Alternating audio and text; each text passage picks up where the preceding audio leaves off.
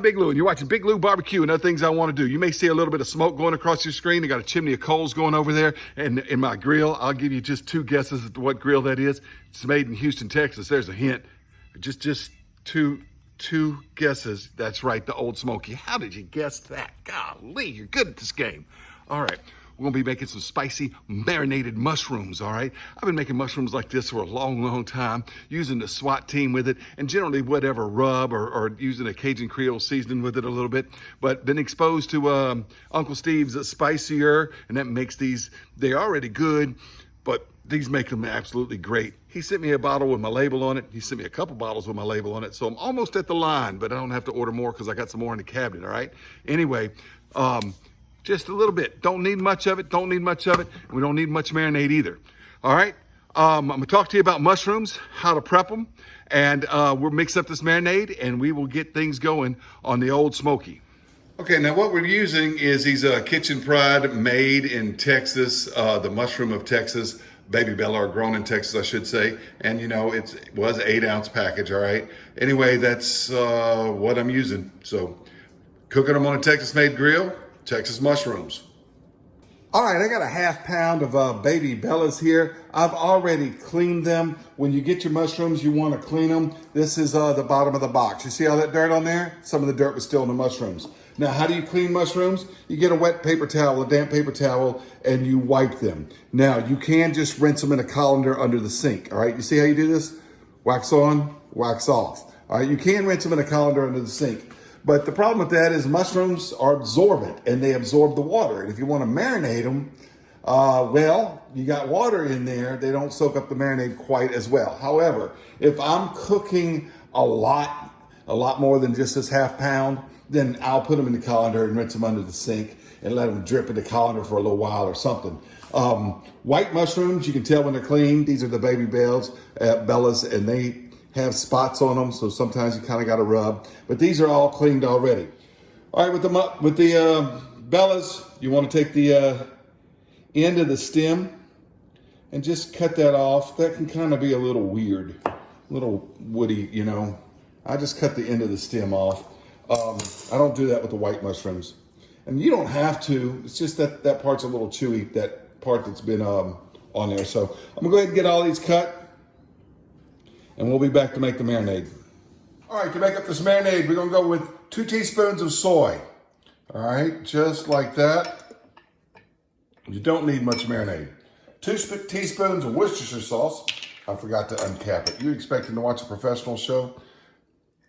Like that, and like that. And now 1 teaspoon of Tabasco. If you want them really wild, go ahead and put 2 teaspoons of Tabasco, equal parts Tabasco and soy and Worcestershire, you know, but you know, you just need 1 teaspoon if you want your guests to enjoy it, you know, just one teaspoon, you know, because you don't want to, you know, really mess up everybody. Now, this is Uncle Steve's shake, okay? He gave me one with the label on it. I've been using it and getting toward that line right there. Look at this, look at this, look at this. That's the shaker side. You see, you open it up and you can shake. This is the spooning side. You open it up and you can spoon stuff out of it. Now you see that right there? That's the leveler. Let me show you how this works, okay? You gotta kind of go down like that with it and turn it on its side so it's all right there so you get it with the spoon. You see how that works? Okay, and then you put the spoon here, you go in like that and you hit it with that leveler right there and you got a level teaspoon. Trouble is with Uncle Steve Shakes bottles, that leveler does not always work. You see how it didn't work? You see how it didn't work? It just failed right there. Golly, almost spilt the thing. Now, put the Uncle Steve shake in there, give that a stir. That's our mushroom marinade.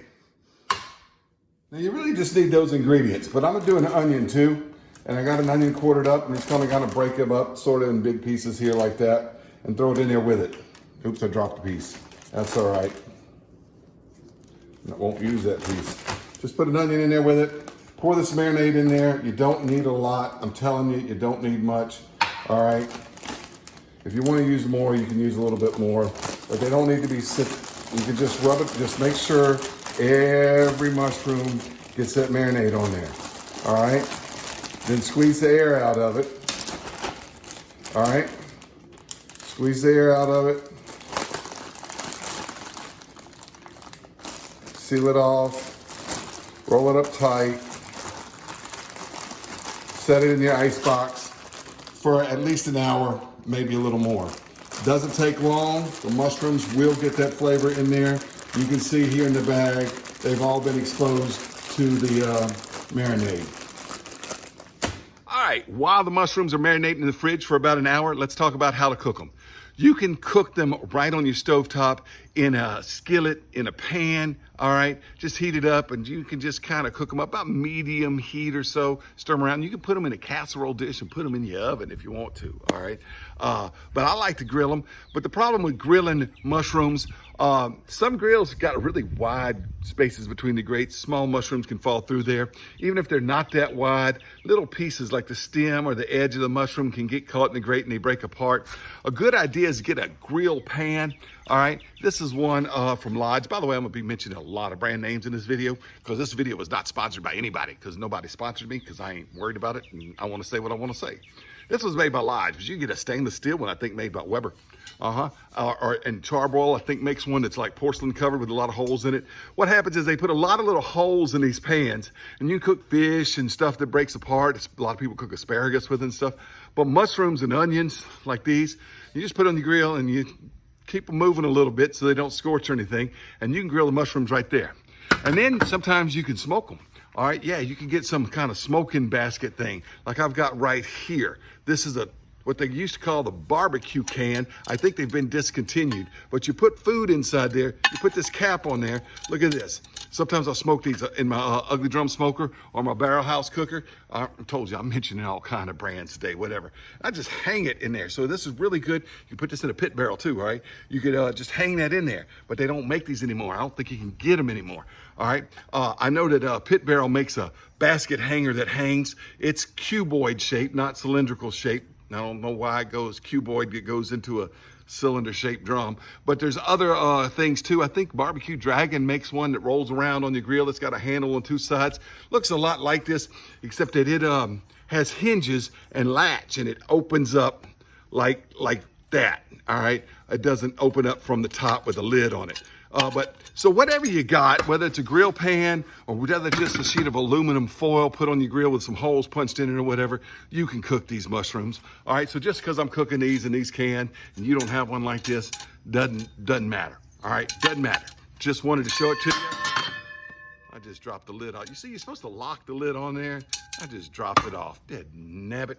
I ought to cut this out, but it probably won't. All right, I've got some potatoes and chicken on the grill, and we want to put these mushrooms in there. They've been marinating about an hour. Now, if you want to use more marinade, you can, but you don't need a lot. You really don't need a lot. You can see that these got juice there. Just remember, if you want it really hot, like I generally do, equal parts soy, Worcestershire, and Tabasco. I call it the SWAT team. If you want your guests to enjoy it, most people enjoy it, only half as much Tabasco as soy and Worcestershire, and then about as much Uncle Steve's as you put in as Tabasco. So if you put a teaspoon in of Tabasco, put in a teaspoon of Uncle Steve's. If you put in half a teaspoon, you know, whatever. Some of that juice is falling out, but that's okay. I wanted to do that because I don't want putting my coals out. Let's go over here to the grill. We're gonna put it on the grill. All right, now I want to put this on the grill. Now remember, you put it on the grill sideways and you can roll it around and all, right? But check this out. Yeah, I got 3 baked potatoes and 8 chicken quarters I just put on the grill. I don't have room to set this down. So I'm just gonna set it right like that, straight up. But I do have to unlock it. The lid will not fit if I leave it on there like that. If it was a vertical cooker, like a drum cooker, my ugly drum smoker, I just hang it in there. But I gotta get this lid shut up before the chicken burns. But just standing in there like that, lid fits on there just fine. And I've got about 1.5 inches of clearance.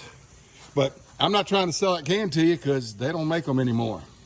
All right, I just flipped over the chicken, and what I want to do is shake these mushrooms around a little bit. All right, you know what I'm gonna do? I'm gonna just turn the can over too. I'm gonna turn the can over. Now, I can do it like this right here with that hook on it and set it like that this time. All right? I flipped the chicken over. Don't worry about what the chicken looks like. And no, I don't have Uncle Steve's shake on the chicken. I got a good reason for not having Uncle Steve's shake on the chicken. I've got McCormick roasted garlic and chipotle. And the reason I don't have Uncle Steve shake is because Uncle Steve doesn't have a chipotle garlic flavor. All right, let's open it up. Take a peek inside. Just look in there, just look in there. Dump it out. Oh goodness, I wish you could smell them. Oh, they smell good. I got a couple onions in there I gotta scrape out, but that's all right. Remember, you can do this on a grill pan too. All right, I'm gonna grab one, pop it in my mouth, and give you a taste test. All right, my daughter's just off camera. She's had one. What do you think of them, Hannah? They're really good. I think I like them better than we did last time, but they're really, really good. Followed the same recipe, but I had a little bit more Tabasco in the last ones. Cut the Tabasco just a tad bit in this one. Eli, what do you think of them? That's my son, 13. Really good. His mouth is full.